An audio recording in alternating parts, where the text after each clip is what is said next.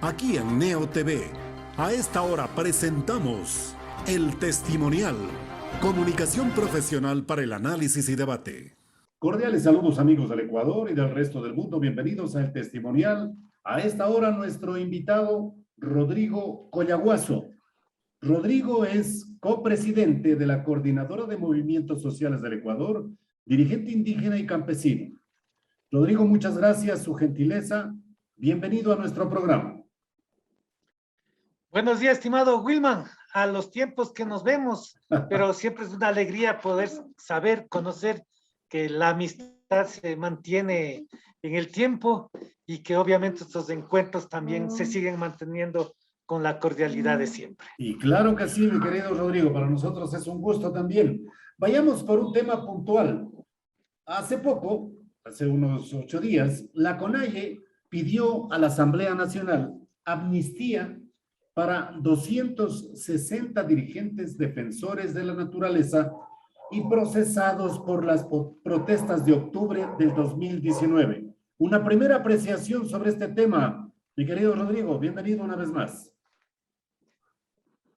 Mira, Wilman, aquí lo que debemos ubicar es claramente que en octubre 19. del 2019 se dio una respuesta popular encabezada por el movimiento indígena frente a medidas económicas que en ese entonces el gobierno de Lenín Moreno, gobierno que estaba cogobernado con Guillermo Lazo, pues intentó incrementar el precio de los combustibles y como para todo es conocido, pues ese incremento del precio de los combustibles conlleva el incremento de todos los productos de primera necesidad, del transporte, etcétera. Entonces, en ese marco se dio una movilización popular encabezada por el movimiento indígena y la cual pues tuvo una represión en el cual como resultado se tuvo asesinatos, se tuvo encarcelados, se tuvo perseguidos. Y se ofendió también a la ciudad. Hay que también poner en evidencia que hubo vandalismo, mi querido Rodrigo. Exactamente, pero de determinados grupos infiltrados para justamente deslegitimar la lucha social que llevaba adelante el movimiento indígena y el movimiento popular. De acuerdo. Para todo es conocido. Por ejemplo, que la Contraloría fue incendiada desde dentro. La misma Contralora subrogante en un momento dijo, miren, quienes hicieron el incendio es de dentro y no desde fuera. Como consecuencia de aquello, Rodrigo, hubo detenidos, hubo procesados que ahora solicitan amnistía. Justamente los detenidos que estuvieron fruto de aquel hecho vandálico, entre comillas, que le cogieron a los ciudadanos que hicieron aquello, luego salieron en libertad, porque no lograron obtener ninguna prueba, ningún indicio que identifique que ellos fueron quienes incendiaron la Contraloría. Y lo mismo con respecto a la ciudad. Correcto. Es decir, uno va ubicando claramente que se destacaron grupos dedicados para destruir la ciudad, como digo, para deslegitimar la lucha social, no solamente del movimiento indígena, sino de la ciudadanía en general. Entonces, la amnistía que se está pidiendo a la Asamblea Nacional y que tiene toda esa potestad de hacerlo, pues es totalmente legítima. Yo quiero comentarle, justamente en Chimborazo, a la compañera Tupul, que fue la que encabezó, se posesionó en la gobernación justamente para liderar este movimiento. Hace unos días, ha sido sentenciada a 2 años de cárcel en primera instancia, a pagar una multa de $5,000.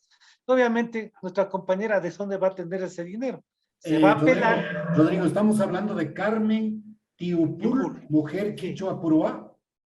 Sí, mujer quichua puruá, Cacha, de Cacha, de la parroquia Cacha, una de las líderes que enfrentó este incremento, esta arremetida que venía de parte del gobierno de Guillermo Lasso, que es lo mismo que decir Lenín Moreno, ¿no? Tratando de incrementar el precio de los combustibles, y pues que hubo una reacción popular, una reacción del movimiento indígena, y la cual pues ahora se pretende y se mantiene la criminalización de la lucha social. Yeah. Lo que deberían, al contrario, hacer pues es prácticamente homenajear a todos esos luchadores que impidieron que se incremente el precio de la gasolina, y no como ahora se está pretendiendo meter a la cárcel. Y como ella misma dice, me sentenciarán, pero no me callarán. Y creo que eso es lo básico. Que Rodrigo, pueden meter a la cárcel a cantidad de gente, pero nunca van a poder callar la voz del pueblo. Rodrigo, ¿y quién atenúa los daños? ¿Quiénes son los responsables de aquello de lo que la ciudad capital sufrió en octubre del 2019? Es decir, ¿cómo remediar los daños? Alguien tiene que responder también por aquello, porque si por un lado se pide amnistía, por el otro también deberíamos pensar en aquello. ¿O cree que ya está resuelto ese asunto y que definitivamente hay que proceder con las amnistías a favor de 200 y tantos dirigentes indígenas hoy procesados? Obviamente hay que buscar cuáles son los responsables. Y como he dicho, los responsables son los infiltrados que de manera premeditada y para deslegitimar la lucha social y los justos pedidos que hacía el pueblo ecuatoriano, encabezado por el movimiento indígena, pues procedieron a hacer aquello. Pues ustedes conocen, y yo he estado en todas las movilizaciones de octubre, no estuve en primera línea, estuve en los barrios, ¿no? Y nadie de los que estaban en las movilizaciones es los que fueron y destruyeron la ciudad de Quito, sino, como digo, sectores infiltrados que buscaban, en este caso, hacer daño la justa protesta que hacía el movimiento indígena y el pueblo ecuatoriano. Pues a ellos hay que investigar, hay que buscarles. ¿Para qué? Para que justamente sean sancionados y no se vuelva a hacer estos actos de agresión contra la ciudad. Pero eso por un lado. Pero por otro lado, yo sí quiero decir esto. Como que se pretende endilgar, como que se ha saboteado, como que se ha bombardeado la ciudad de Quito, cuando eso nada tiene que ver, en este caso, el pueblo indígena. Yo solamente quiero recurrir a la cuestión histórica. Cuando vinieron los españoles, aquí terminaron con toda una cultura, terminaron con todos los centros religiosos, al punto que usted conoce que la iglesia de Santo Domingo se destruyó, el templo que había ahí a la luna, y se puso una iglesia. Entonces veamos aquí quiénes han destruido, quiénes se apropiaron de las tierras de aquí, antes que vengan los españoles. Usted conoce, Quito tiene dos raíces, viene del Safiki, Qui, que significa centro, y To, que es tierra. Somos el centro de la tierra, eso es Quito.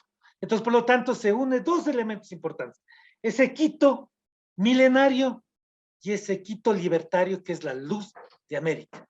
Y eso es justamente lo que acoge el movimiento indígena y la ciudadanía, y lucha para mantener este Quito milenario y este Quito luz de América, y que siempre han querido los vándalos, que en este caso vienen los que han defendido a los gobiernos de turno y queriendo negar cosas al movimiento indígena.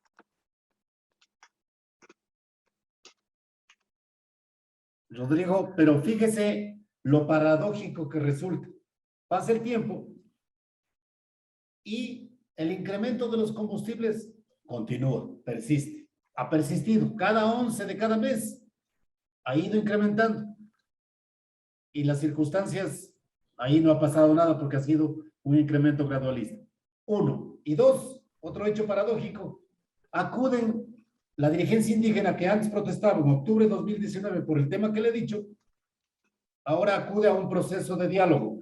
Estas paradojas de que los combustibles aumentaron, no obstante ahora vamos a un diálogo, ¿le vienen bien al país? Me refiero a este acercamiento, esta proximidad que hace el gobierno nacional con la dirigencia indígena. ¿Qué opinión tiene usted? A ver, Primero, creo que en la historia del país, yo recuerdo desde 1988, luego 1990, luego 1993, luego 1994, todos los levantamientos, tanto del movimiento indígena como del Seguro Social Campesino, de los trabajadores y movimientos sociales, siempre se pedía el diálogo, siempre, para conversar. Y nosotros justamente en el 90 fuimos los que planteamos que no solamente se trataba de protestar como tal, sino que acompañada a la protesta debe ir las propuestas alternativas y un tercero que era la concreción de esas propuestas alternativas. En ese sentido, cuando nosotros, recuerdo que en 1994 plantearon una ley agraria que pretendía privatizar la tierra, o sea, que era, y sobre todo privatizar el agua, nosotros hicimos una propuesta alternativa en la que decíamos que se tiene que redistribuir la tierra para que produzcan los campesinos, que produzcan los indígenas, y por lo tanto el agua también redistribuirla y no privatizarla. Entonces, cuando comenzamos nosotros a realizar aquello, y teníamos la propuesta antes de realizar el levantamiento en 1994, nadie nos paraba bola. Luego de que se hizo el levantamiento, la Asamblea Nacional, conjuntamente con Sixto Durán Ballén, dijeron, vengan, conversen. Entonces, siempre ha habido, en este caso, el marco de apertura del diálogo, pero también de la propuesta. En este marco, Wilma, ¿qué pasa? Se ha demostrado técnicamente, los técnicos han demostrado que no, en el país no existe subsidios a la gasolina, porque ese es el pretexto que se está poniendo para que se vaya incrementando en 10 centavos a precios internacionales. Primero, ¿a qué precios internacionales? De Colombia, de Perú, de Estados Unidos, de Europa. ¿A qué precios internacionales? ¿Cierto? Esa es la primera cosa. ¿Cuál es el referencial? Y está demostrado que ya con respecto a algunos países ya está a un precio mayor.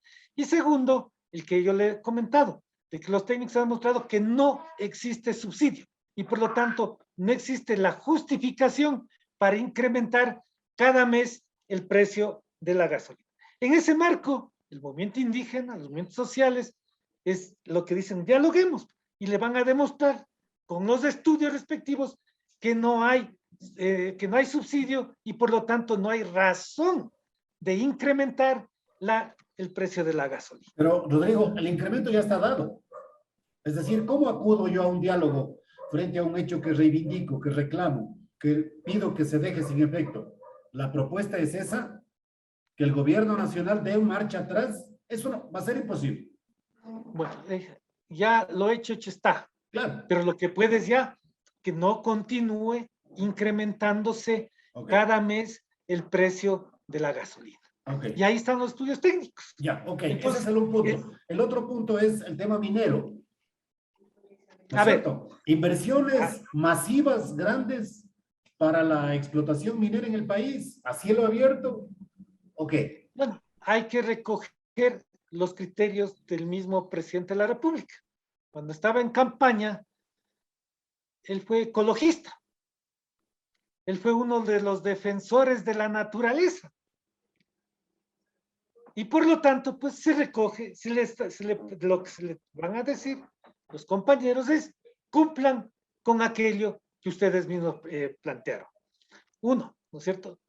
Uno, que no se explote o no haya la explotación minera en zonas donde el agua nace, donde el agua es, Wilman, para usted, no puede explotar si hay oro, si es que hay minas de oro en Papayacta, y va a contaminar el agua de todos los quiteños.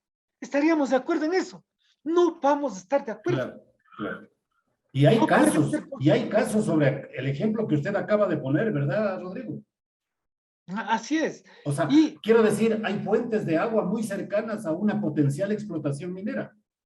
Mire, Azuay, ahí está claramente determinado.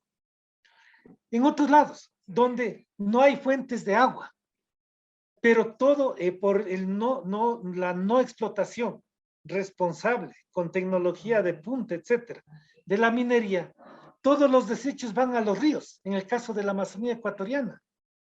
Y son las comunidades, o antes lo que se llamaba también, digamos, todas las comunidades, sean mestizas, sean indígenas, son las que están consumiendo. ¿Nosotros vamos a estar de acuerdo con eso? No. A pretexto de que vamos a tener A o B dinero. O sea, vamos a matar a comunidades, van a asesinar, porque se llama eso, asesinato, a comunidades. Estaríamos de acuerdo que los quiteños, como recalco, si hay en Papayacta, sí, hay oro, sí, sí, vamos a estar de acuerdo que el agua que consumimos todos los quiteños esté contaminada. Rodrigo, no lo vamos a permitir, pues. Exacto. Oye, sí, entonces, eso es lo que debemos pensar, no solamente con lo que se están viviendo en Quito, sino lo que están viviendo en Amazonía, los que están viviendo en el Azuay, y que su agua se va a contaminar. Rodrigo, veamos ahora el nivel de representatividad de la CONAI, de la Confederación de Nacionalidades Indígenas del Ecuador, que acude a estos diálogos con el gobierno nacional. ¿Es una representatividad general o hay otros sectores indígenas que también exigen el mismo derecho de dialogar con el gobierno? Por ejemplo, la organización que usted lidera. ¿Por qué usted no ha sido invitado? Usted también tiene una fuente de origen de tal naturaleza. A ver, primero, sobre la legitimidad que tiene la CONAIE, eso claro, como organización y como persona, yo nunca voy a quitar esa legitimidad. Okay. Pues es una representación no solamente social, también es una representación política. Claro. Igual que nosotros, también tenemos una legitimación social con el seguro campesino, con el pueblo afroecuatoriano, con los barrios de aquí de Quito. Tenemos el colectivo de barrios de Quito, etcétera. Entonces, cada uno tiene su legitimidad. Y en este caso, la CONAIE, ¿no es cierto?, uno de los movimientos más grandes, no solo del país, sino de Latinoamérica, pues tiene toda la legitimidad para entablar un diálogo con el gobierno nacional. De acuerdo. Y en ese sentido, pues, no podemos deslegitimar, al contrario, tenemos que apoyar y hacer un esfuerzo. ¿Para qué? Para que esas propuestas que está planteando no solamente sean de un sector, sino sean de todos. Ya, en ese marco, pero ustedes también, Rodrigo, exigen el mismo derecho, deberían ser invitados. Mire, nosotros también hemos elaborado, estamos en un proceso de elaboración de propuestas en el marco agrario, ¿no?, sobre todo, y en el marco de la seguridad social. En estos dos aspectos estamos trabajando y en el momento oportuno sabremos decirlo. Pero también nos sentimos representados cuando también dentro de sus propuestas van a plantear un mercado justo, van a plantear precios justos. ¿Para qué? Para los productores del país, en general, sea de la costa, sea de la sierra y sea del oriente. Lo importante de aquí, del diálogo que se abra, es que se pueda llegar a acuerdos y que estos acuerdos se concreten, y no como en el tiempo de Lenín Moreno, que dialogaban, y hasta ahora, ¿dónde también se quedarían los diálogos? Claro. Los resultados ya no hay. Ahora, ¿qué es lo que por lo menos estamos viendo nosotros? Lo que estamos viendo es que en este momento el gobierno se encuentra totalmente debilitado. Debilitado por un lado por sí mismo. El bloqueo que culpa a la Asamblea no hay tal, es un bloqueo a sí mismo. El primer bloqueo que tiene el gobierno nacional es que la alianza con la que llegó ganó las elecciones ya no existe. Segundo, la oportunidad que tuvieron ahí de una alianza entre UNES, Partido Social Cristiano, y el mismo gobierno, finalmente ellos mismos lo dinamitaron y armaron otra alianza. Esa tercera alianza que hicieron con Pachacuti, con la Izquierda Democrática y el mismo gobierno, se terminó. Entonces ahí tiene una debilidad política del gobierno, hechos por ellos mismos. Un segundo elemento que ustedes tienen es que se está autobloqueando sus propuestas de campaña. Por ejemplo, por mencionar dos o tres, dijo que van a incrementar a $500 el salario básico unificado. Y ahora con su ley humanitaria, ¿qué es lo que está haciendo? Es decir, que va prácticamente a dar a $250. Es decir, el mismo Ejecutivo está bloqueando sus propuestas que tuvieron en campaña. Lo que dijo, que iban a dar un mínimo, al menos 1.000 millones de dólares al 1% y a 20 años plazo, en ningún momento se está operativizando aquello. Es más, el presidente de la República dijo, vean, señores banqueros, por favor, den bajando el interés. Nadie le para bola. Es decir, él mismo se está autobloqueando en sus propuestas.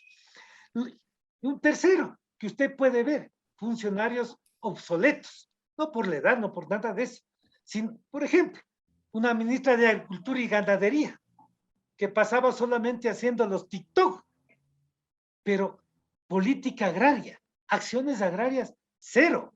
Lo mismo podemos decir de la ministra de Gobierno actual. O sea, que no tiene ninguna capacidad de enlace político, que no tiene ninguna capacidad de acuerdo político y por lo tanto el mismo gobierno está bloqueando con estos funcionarios obsoletos. Lo de la crisis penitenciaria. Mire, sí, no podemos culparle por 4 meses que está en el gobierno, pero él fue parte también del gobierno de Lenín Moreno. Y para variar, le pone a alguien que como responsable de las cárceles, le pone a alguien que dice que para solucionar los problemas hay que fusilar a las personas, como fue mi coronel Fausto Cobo. Y ahora, como premio está de director de inteligencia. Entonces, ahí tiene usted funcionarios, digamos, en este caso, obsoletos. Y todo esto, estos 3 elementos que he planteado, ¿a qué le conlleva, Wilmer? ¿A qué le conlleva? A una derrota política en el legislativo. Pues. Es decir, ven que prácticamente las ofertas de campaña que hizo el mismo Lazo, simplemente ya no van en esa ley entre comillas, de oportunidades. Y súmele una noticia de última hora de los denominados Pandora Papers, que es una investigación de más de 600 periodistas en el mundo, que publican de que determinados presidentes de naciones latinoamericanas y algunos ex jefes de Estado, ex alcaldes inclusive, tendrían dineros en operaciones offshore.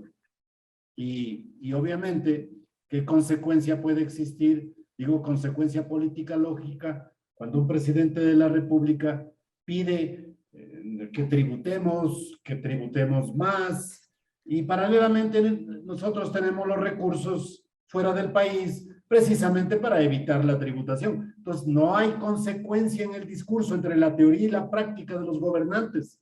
Mi querido Rodrigo, ese también es un punto clave, hay que dar ejemplo en otras palabras.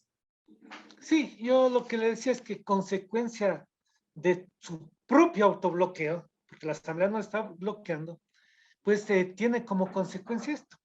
Consecuencia, como le decía, pues el hecho de que su propia ley, él mismo la dinamitó. O sea, ¿a quién que está en sus cabales? ¿A quién que está en sus cabales puede pensar que puede dar un visto bueno a un trabajador y el trabajador tener que pagarle al empleador porque le dio el visto bueno? O sea, no hay alguien en sus cabales que pueda entender eso. Ellos no se autodinamitan. Segundo, lo que usted dice, hay una deslegitimación del gobierno nacional como tal. En el proyecto de ley de oportunidades dice impuestos. Y ahí viene otra mentira. El mismo. Dice, bueno, los que más ganamos, más tenemos que pagar. Pero mentira, pues. Los que pagan el impuesto hasta de $2,000 hasta $3,000, obviamente iban a pagar un 900% más de lo que actualmente están pagando. Y es la clase media. Pero los que pagan más de 3,000, lo que iban a pagar es solamente un 200%. Y los que ganen más de 100,000, el 1%. Por lo tanto, el que más paga, menos paga. Rodrigo, ¿y quiénes se benefician? Los panas de ellos. Rodrigo, y ahí viene. Entonces, ¿le ve usted pocas posibilidades de éxito a este diálogo, a este acercamiento entre la dirigencia indígena y el gobierno nacional? Es decir, dentro de poco, Rodrigo, le pregunto, ¿volverán a ejercerse las acciones, las movilizaciones en el marco de lo que plantea el artículo 98 de la Constitución, que es el derecho a la resistencia, van a continuar en aquello. A ver, como digo, el mismo gobierno se está generando el autobloqueo. Y ahora con esto, lo que usted decía, con lo de Pandora Papers, el problema es que ya todos sabíamos. Yo siempre he denunciado, hay más de 30.000 millones de dólares en paraísos fiscales. Si lo que le decimos a Lenín Moreno, le dijimos a Lenín Moreno, lo que le decimos ahorita al presidente Lazo, oigan, traigan esos 30.000 millones de dólares acá al país. ¿Cuánto se necesita para hacer la refinería El Aromo? Para refinar el petróleo y no estar importando gasolina y otros derivados del petróleo. 8.000 millones, 12.000 millones de dólares. Decía. Ya, de esos 30.000, ponga unos 8.000. Resuelto el problema ahí. Hagamos una impulsemos la industria siderúrgica aquí en el país. Refinemos el cobre. Si ya vamos a sacar el cobre, refinemos el cobre. ¿Cuánto necesita ahí? Unos 2.000 millones de dólares. Con eso podemos invertir. Pues. Entonces, esos dineros que están en esos paraísos fiscales, si dicen que si es legal, traigan, inviertan. Pero segundo, lo que dicen los de Pandora Papers y en el diario El País, se ha ocultado esos dineros. ¿Por qué? Primero, porque ahí pagan menos impuestos en vez de invertir aquí en el país. Segundo, lo que hacen es blanquear ese dinero para que luego aparezcan como inversión extranjera aquí en el país y beneficiarse de exenciones tributarias que el mismo gobierno da. Negocio redondo, pues. Claro. Entonces, claro, uno de los puntos que va a plantear la CONAIE es el aspecto financiero. Entonces les van a decir, miren, pues, no, incremente el impuesto a la renta a los que más tienen. Es decir, señor Lazo, usted el momento que vaya a pagar, no pague solamente el 1%, pues, pague el 900% que quiere pagar, que paguen el que gana hasta $2.000. Pues. Rodrigo, no le va a gustar. ¿CONAIE abrió consulta de agenda con ustedes antes de ir al diálogo con el gobierno? Mire, los compañeros de varias organizaciones han estado participando y obviamente pues han recogido criterios y como digo, más allá de que podamos estar o no estar ahí, hay una legitimidad de la CONAIE que lo está haciendo bien y que en su momento pues lo que nosotros hemos dicho es fundamental y es fundamental, Will, que podamos realizar una gran alianza política, ¿no? Que vaya de la izquierda hasta el centro izquierda.